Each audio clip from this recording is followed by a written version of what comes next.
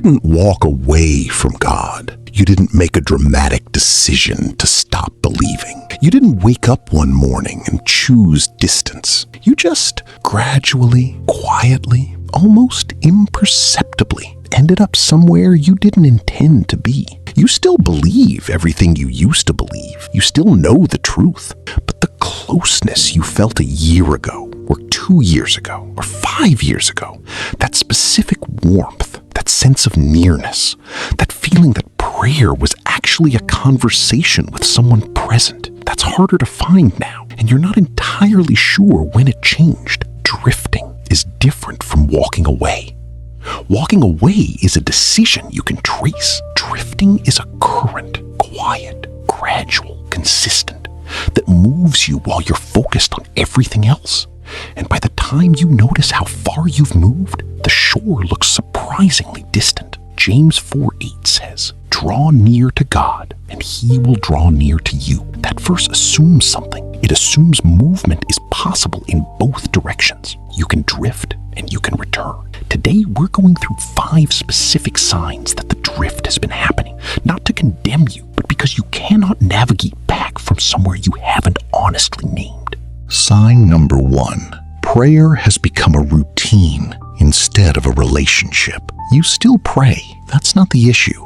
The issue is what prayer has become. The words come automatically now. You know the right things to say and roughly the right order to say them in. You open with praise, move to requests, close with some version of amen. And by the time you're done, if you're honest, you're not entirely sure whether your heart was present for any of it. What was once the most alive part of your spiritual life has become the most mechanical, and you feel guilty about that, which ironically makes it worse, because now prayer carries the additional weight of knowing you're not doing it well enough. Here's the truth that takes the pressure off. The disciples asked Jesus how to pray, and his answer was not a formula for spiritual performance. It was a window into the nature of the relationship. Father, present, listening, concerned with your daily bread, your forgiveness, your protection.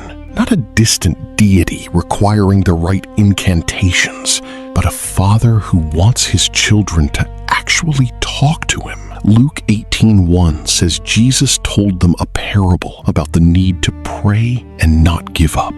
Not pray correctly, not pray impressively. Pray.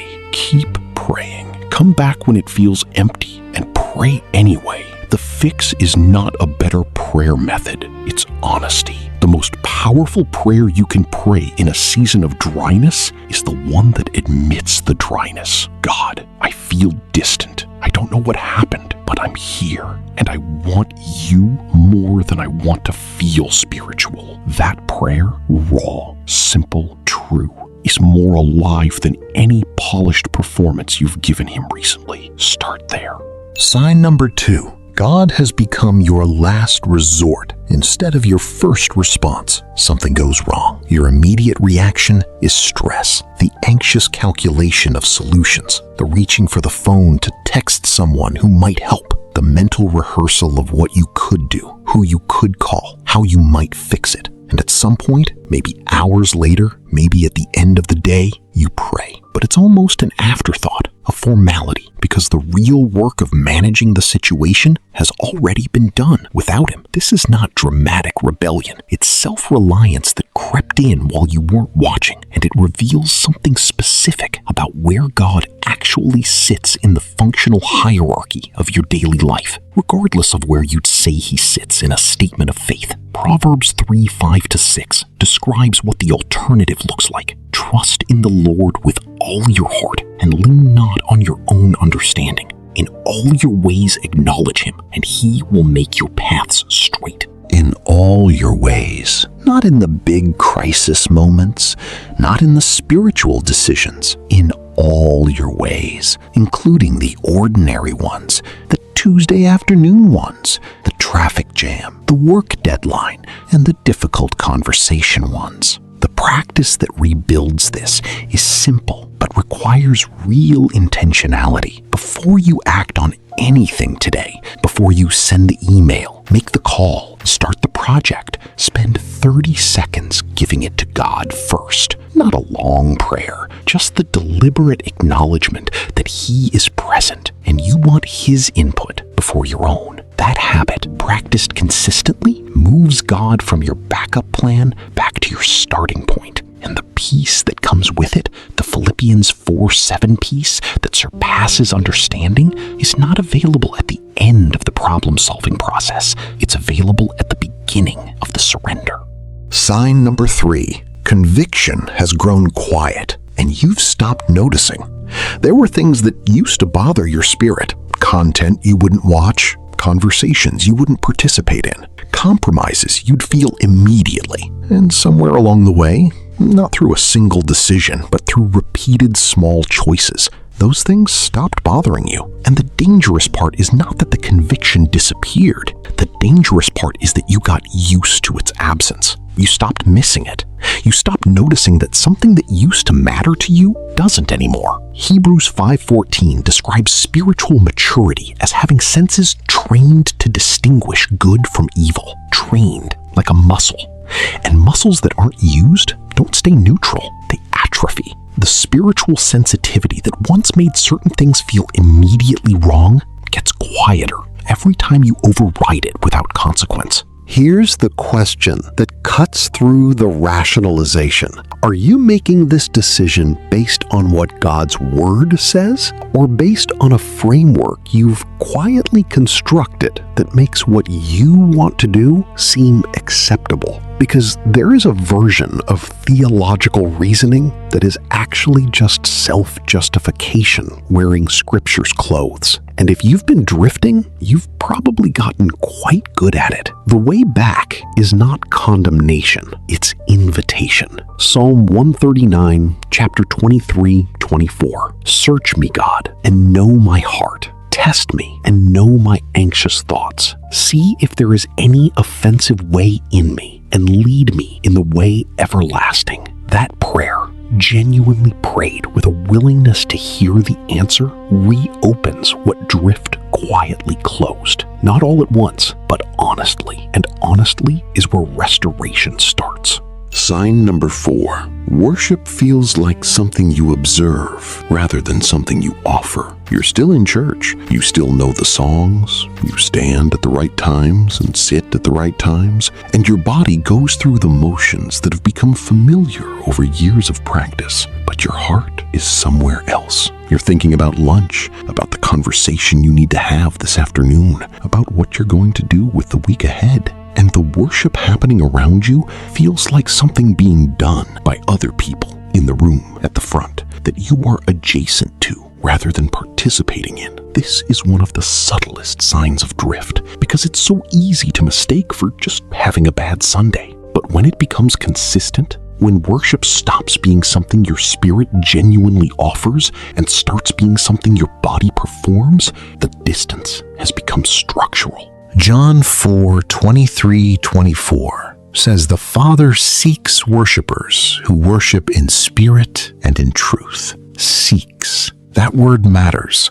He is actively looking for genuine worship, not because he needs it, but because it requires something from you that nothing else does. It requires your actual attention, your actual gratitude, your actual acknowledgement that he is God and you are not. The rebuilding of genuine worship doesn't start in a Sunday service.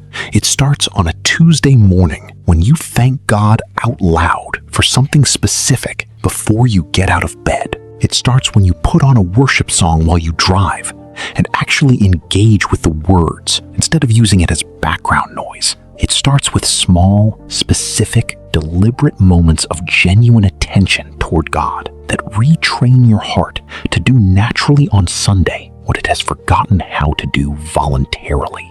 Sign number 5. Stillness has become something you avoid. Every quiet moment gets filled.